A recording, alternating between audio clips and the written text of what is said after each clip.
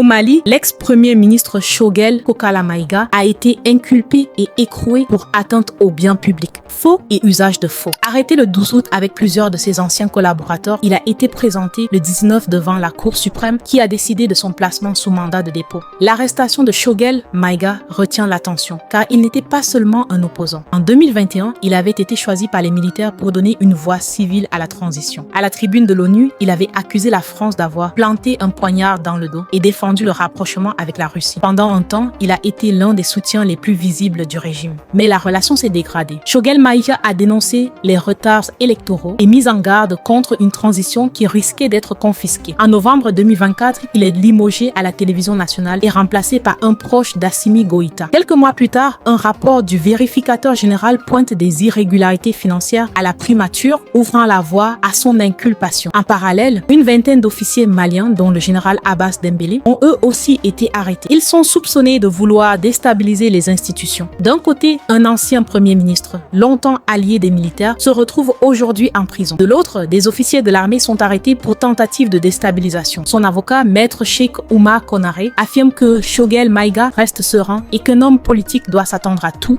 y compris la prison. Il dit croire en la justice et attend désormais la tenue du procès.